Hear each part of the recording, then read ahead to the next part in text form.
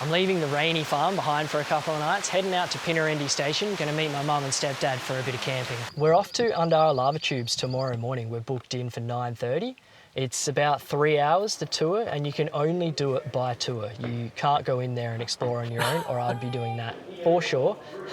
I'll bring you guys along for the ride. We'll go see if we can get some photos in there and just see how cool these lava tubes actually are. I'm leaving the wet green rainforest of Bartle Frere behind and heading inland for something completely different. For the last few months, the farm has been lush, muddy and absolutely soaked. Everything's green, everything's growing and everything's wet. So I was pretty keen to point the car west and chase a bit of red dirt again. I started the drive out from the farm and climbed up through the Palmerston Highway, leaving the rainforest behind and heading into the tablelands. It's always a pretty unreal change through here. 1 minute you're surrounded by thick tropical forests, then before long you're up in the mist, rolling through open hills and farmland. By the time I got up near Milla, the temperature had dropped down to a chilly 15 degrees. It was windy, raining, and really started to feel like a proper winter's day. I made a quick stop past the Windy Hill Wind Farm viewing area and then pushed on towards Ravenshoe and Mount Garnett. And this is where the drive really starts to change. The rain eased off, the temperature crept back to around 21 degrees and the landscape started drying out. Deep green slowly gave way to termite mounds, red dirt, dusty tracks and that open country feeling I'd been missing. After so much rain back at the farm, it felt bloody good to see that drier country again. There's just something about red dirt roads and wide open space that I absolutely love. From there, I kept driving west towards Pinnarendi Station, which would be home for the next couple of nights while me and the parents explore Undara Volcanic National Park. I'd never stayed at Pinnarendi before, and when I pulled in, it definitely had that bush camp feel. Open space, red dirt and old machinery sitting around the station. It was pretty packed though, so it wasn't quite the little camp I'd imagined, but after all the rain back at the farm, it still felt good to be somewhere drier and a bit more open. After setting up camp, I went for a bit of a look around with my mum and stepdad. There's a heap of old machinery and trucks around the station, a few bits and pieces that look like they've got plenty of stories behind them.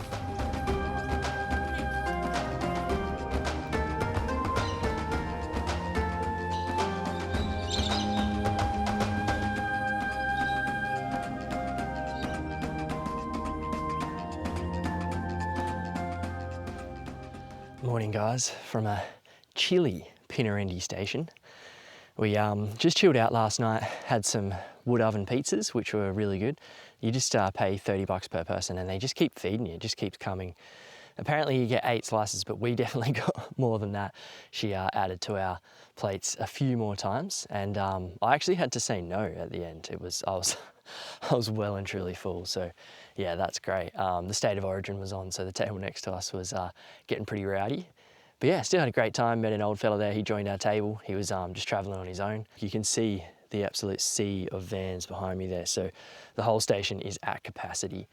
I just came for a bit of a walk so I could do a talk to you because it's still dead silent over there and there's a couple of people awake, you know, you can hear their caravan water pumps running. So I thought I'd come out here and just bring the camera with me, see if I can just film some birds. The light is absolutely horrible, like it's just been cloudy and there's like a light mist right now. Same as last night, it was raining, so we went for a bit of a walk. On the station you can do a 3K walk, which was what I was hoping to do for sunrise this morning if the light was good, but it's not at all.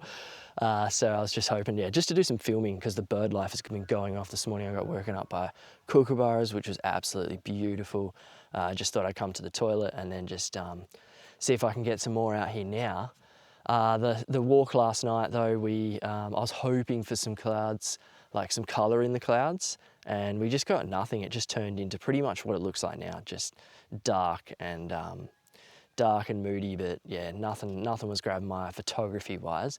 Still just a really nice walk, and there's 3 little dams you can explore. Now I got the big termite mine behind me. There's actually heaps of these around on this station, just around here, like big ones too, which is awesome to see. So we're booked into the lava tubes at 9:30 this morning. It's about 7 a.m. now. Bring you guys along for the ride. Hopefully we can do some awesome photography and stuff in there. I really don't know what to expect, but I've seen some photos. I haven't done really like any research, just looked at the Undara website and a couple of photos and stuff. So yeah, it kind of keeps my mind open, and hopefully we can get some good snaps in there.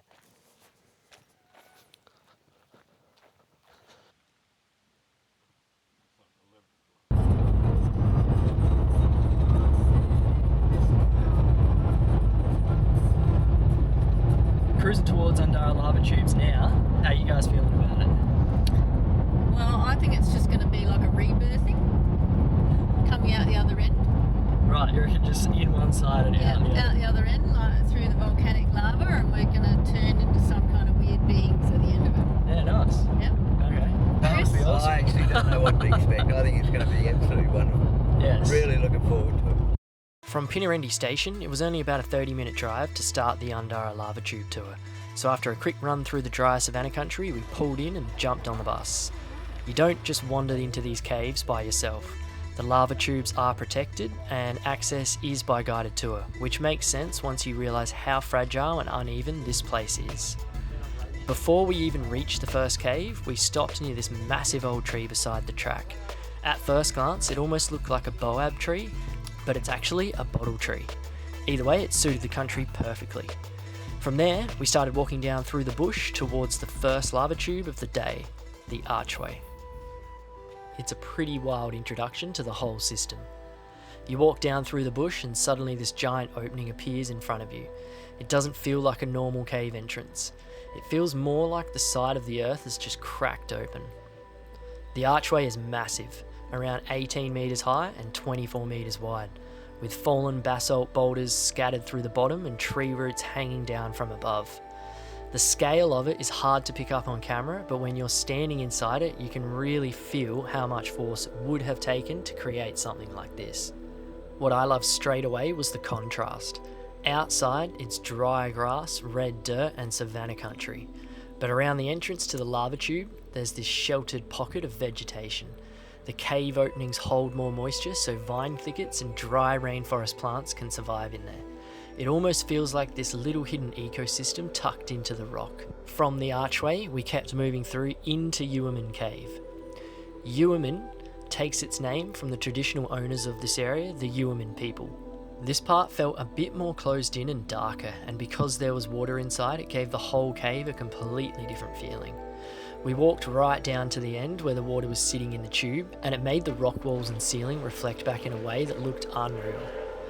You can still see the shape of the lava flow in the walls. The colours, the patterns, the mineral staining and the rough basalt texture all make it feel like you're walking through something frozen in time.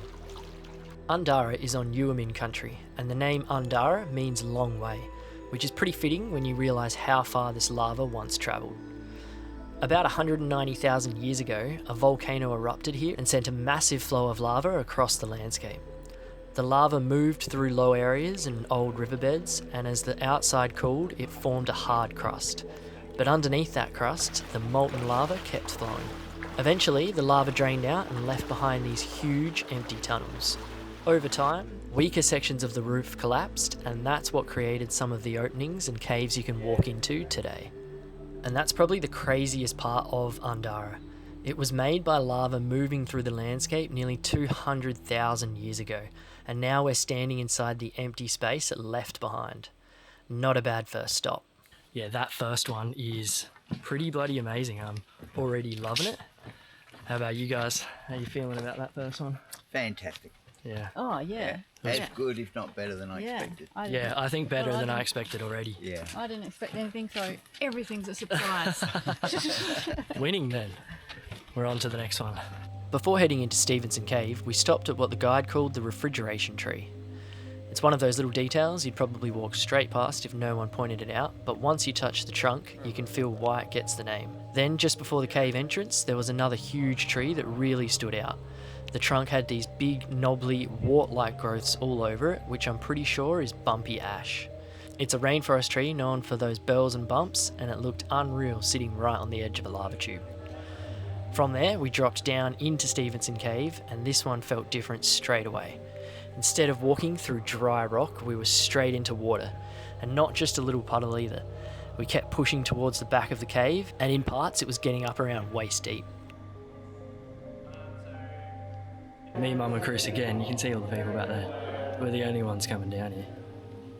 As we kept heading deeper into Stephenson Cave, this one started to feel completely different to the first section. The archway felt huge and open, but Stephenson had more of that proper underground feel. It was darker, quieter, and because there was so much water inside, every step slowed us right down. Before we went in, the guide actually tested the air quality first, which gives you a bit of a reminder that these aren't just normal caves you can wander into. In some lava tubes, carbon dioxide can build up in lower areas, so they check it before bringing people through. Apparently it's pretty rare for these caves to have this much water in them too, so we were seeing Stephenson in a way that not every tour gets to experience. And then you'd see these little bats flicking around above us. Undara is home to insect-eating microbats, and the lava tubes give them the perfect place to roost during the day. So while we were walking deeper into the cave, they were darting around through the dark like they own the place. The water, the bats, the dark basalt walls, and the little bit of light disappearing behind us made it feel like we were getting into the back end of the system. Instead of just walking through Stephenson Cave, we were wading through it.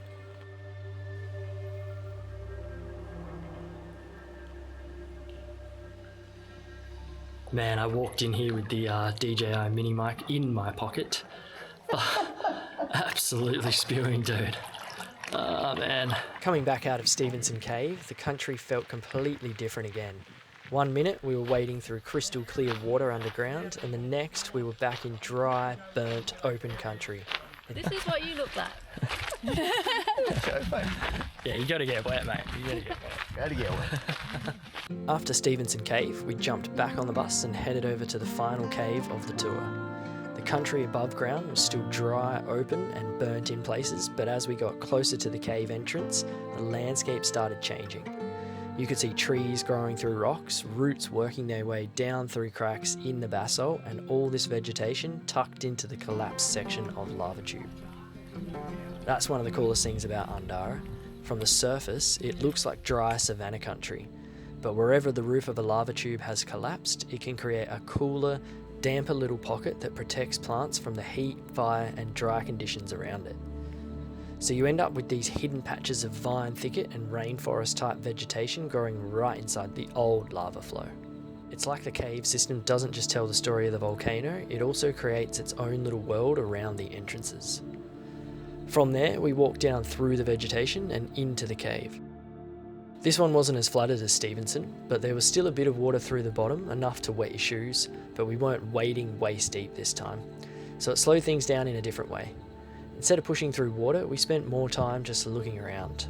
And the walls in this cave were amazing. All through the tube, there were these markings and colours across the basalt that almost looked like paintings. Some parts looked like salt had been brushed over the rock. Other sections had these soft, white, orange, brown and reddish patterns running down the walls. It honestly looked like cave art at first glance, but it's not something painted by people. It's the rock showing what has happened to it over time. The lava that formed these tubes was basalt, and as water moves through cracks in the rock, it can leave behind minerals and stains. Iron in the basalt can oxidize and create those rusty orange and red colours, while lighter mineral deposits can leave those pale marks that almost look like salt or chalk on the surface.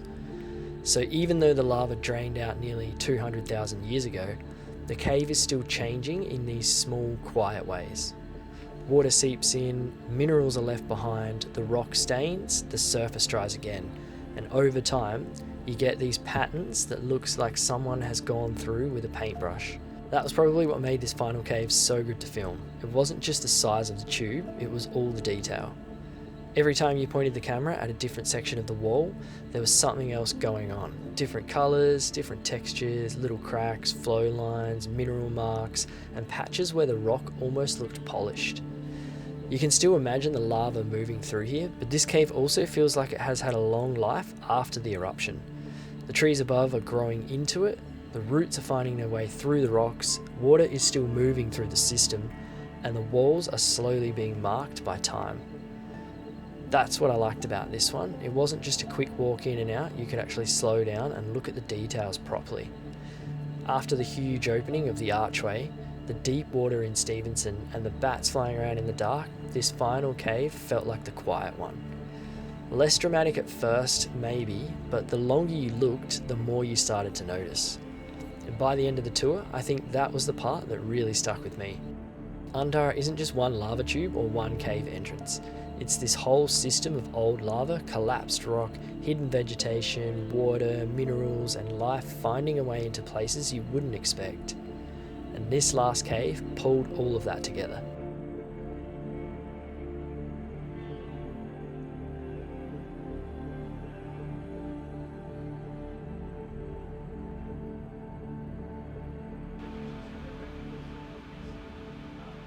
So they even give you a little Undara LED torch to keep, mate. Absolutely amazing. Well worth doing. It is pricey, but I think it's absolutely worth it though. It's 3 hours. Yeah. 3 hours. Yeah, it's 3 tubes. And I didn't think it was going to be that big. Like, they were huge. I Yeah. thought they'd be like Yeah. 2 metre round or something, but they were just like so big. And the texture and the water, walking through the water, awesome. We had an audience watching us walk in. Yeah. We're the only ones that went in. Out of 24 people, we're the only ones that went in. Yeah, that's crazy. Hey, We are even the tour legends. guide didn't We want to got, go in. we got our money's worth. We're the legends. I think for sure, like, worth doing. So yeah, we'll see you on the walk. We're starting the Kalkani Crater rim walk, and yeah, so we get to go up above all of the lava tubes where we just were inside. Get to see what it looks like from on top. Can't put the drone up for this one because it's national park in here, but hopefully I'll get outside and see if we can get a nice look from right up above.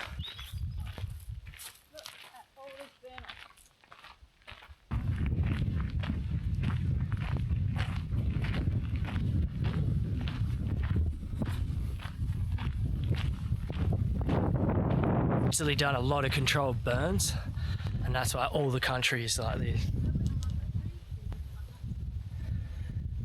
which is good to see. So part of me coming out west was that I wanted some blue skies and clear nights for stars, and it's just been all clouds. Rained last night, rained yesterday, it was raining this morning, and looks like it might even rain tonight when we get back there too. So that kind of sucks. And I was hoping for a bit more open space camping. The station's a bit too packed. But yeah, this is looking lovely up here now, and the breeze, so nice. This morning was pretty cold, but now it's like 22, 23 degrees. It's perfect. Down here, so this is the we're walking around this in a circle around that top bit around there. So you can see volcanoes, old volcanoes, there. And around there too. Yeah, all dotted in the distance. Apparently spewed up out of there.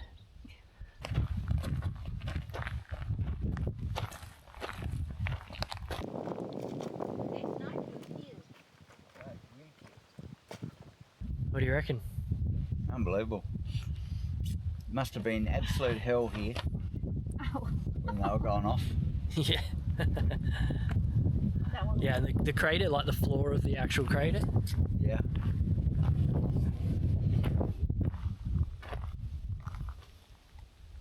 There's just nothing down in there.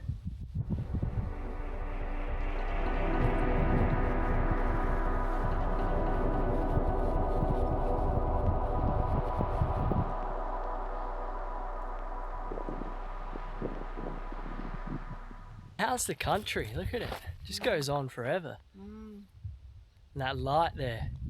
Ooh.